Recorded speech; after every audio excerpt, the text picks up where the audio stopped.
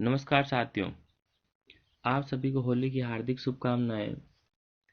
आज हम अव्यय के बारे में पढ़ेंगे कि अव्यय किसे कहते हैं, अव्यय कौन से हैं और उनके क्या अर्थ होते हैं, किन अर्थों में उनका प्रयोग किया जाता है। सबसे पहले अव्यय की परिभाषा के बारे में बात करें तो इसके लिए एक श्लोक है, सदृशः त्रिषु लिंगेषु सर्वासु च विभक्तिषु वचनेषु च सर्वेषु यन्न वेति तदव्ययम्। जिसका सामान्य सा अर्थ होता है कि जो पद तीनों लिंगों में, तीनों वचनों में और सातों विभक्तियों में परिवर्तित नहीं होता है, यानी जिसके रूप नहीं चलते हैं, उसे अव्यय कहते हैं। जैसे रामः रामो रामः रूप चलते हैं, वैसे अव्यय के रूप नहीं चलते हैं। तीनों विभक्तियों में, सातों विभक्तियों में सेम रहते हैं, तीनों वचनों में सेम रहते हैं और तीनों लिंगों में भी सेम रहते हैं। अर्थात पुल्लिंग के लिए भी वही शब्द प्रयोग करेंगे, स्त्रीलिंग के लिए भी वही प्रयोग करेंगे और नपुंसकलिंग के लिए भी वही शब्द प्रयोग में लेंगे। सबसे पहले अव्यय है अपि अव्यय, जिसका हिंदी में अर्थ होता है भी। जैसे वाक्य में प्रयोग करेंगे तो अहम अपि ग्रामम गच्छामि, अहम अपि ग्रामम गच्छामि। इसका अर्थ होता है मैं भी गांव जाता हूं या गांव को जाता हूं। वाक्य के आरंभ में भी अपि का प्रयोग होता है, किंतु वह वाक्य प्रश्नवाचक होता है। अपि सन्निहितो अत्रः कुलपति, क्या यहाँ कुलपति भी रहते हैं क्या। इति अव्यय, इति अव्यय शब्द के स्वर को बताने के लिए प्रयोग में लेते हैं। कूजंतम राम रामेति मधुरम मधुराक्षरम, जो राम राम राम जो नाम है उसके मधुर मधुर मधुर आवाज सुनाई दे रही है। जो राम राम शब्द है उसकी मधुर आवाज सुनाई दे रही है। तो शब्द के स्वर को बता रहा है यहाँ पे। राम स्वर, राम शब्द के स्वर को बता रहा है, रामेति ही। कारण को बताने के लिए भी इति अव्यय का प्रयोग किया जाता है।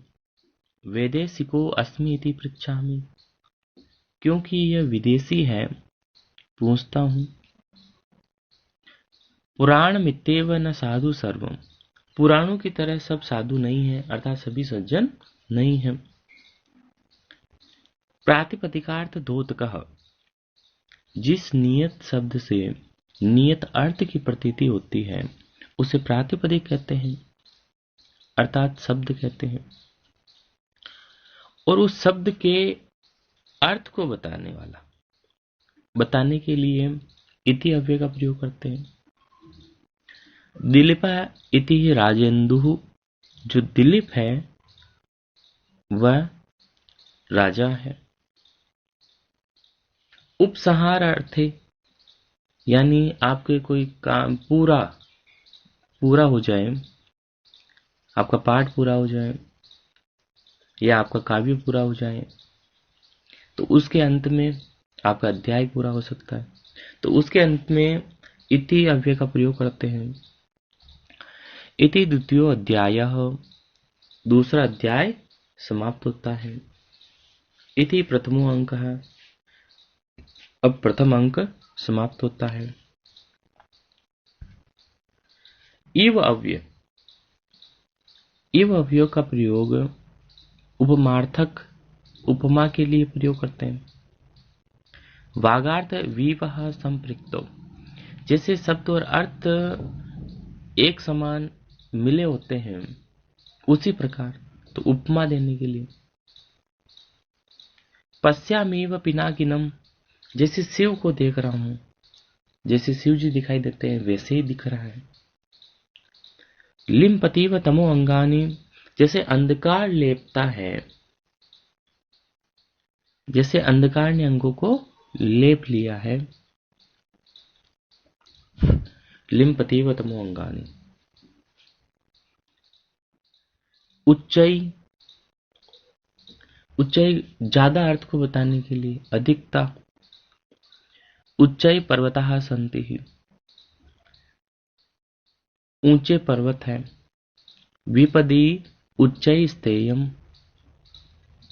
आपत में या परेशानी में ज्यादा धैर्य रखना चाहिए।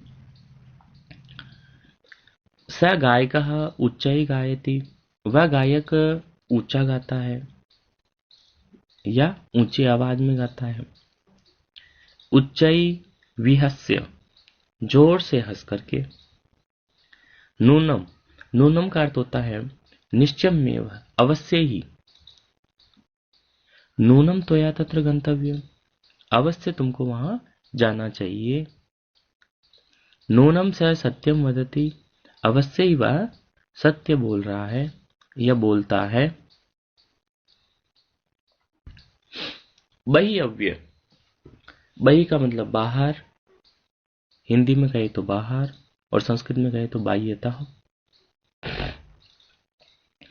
ग्रामात बहिर उद्यानम अस्ति, गांव के बाहर बगीचा है, गार्डन है। स गृहात बहि भ्रमति, वह घर से बाहर घूमता है। कदा, कस्मिन समय, किस समय।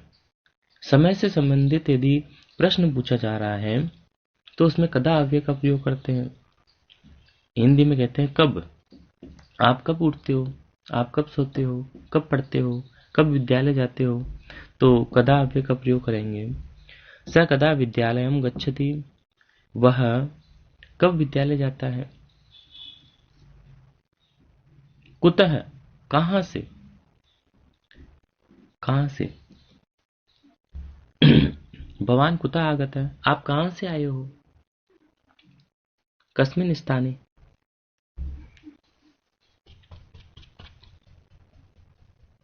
कस्मात् स्थाने। तत्र, तस्मिन स्थले, यानी उस स्थान से, उस स्थान में। तत्र यानी वहां। स जयपुरे पठति तत्र निवसति, वह जयपुर पढ़ता है और वहीं पर रहता है। वहां कहाँ, जयपुर में। तो यहाँ तत्र अव्यय जयपुर के लिए प्रयोग हुआ है, स्थानवाचक शब्द के लिए प्रयोग हुआ है। वह जयपुर में पढ़ता है और वहीं रहता है। अत्र यानी यहाँ, अस्मिन स्थले, इसी स्थान पर। स अत्र निवसति, वह यहीं रहता है। यत्ने कृते यदि सिद्ध्यति, यत्ने कृते यदि न सिद्ध्यति को अत्र दोषः, यत्न करने पर भी यदि सफलता न मिले तो उसमें क्या दोष है। इसमें क्या दोष है। प्रयास करने पर भी यदि सफलता न मिले तो कोई दोष नहीं है, आपका कोई दोष नहीं है। इदानीम अधुना और संप्रति, ये तीनों अव्यय है। इन तीनों का एक ही अर्थ होता है, अभी, अब। इदानीम यानी अब, अधुना यानी अब, संप्रति यानी भी अब। संप्रति गम्यताम विद्यालयम, अब विद्यालय जाना चाहिए। अधुना गम्यताम विद्यालयम या इदानीम गम्यताम विद्यालयम। अयि संप्रति देहि दर्शनम, अरे अब तो दर्शन दो। धन्यवाद साथियों।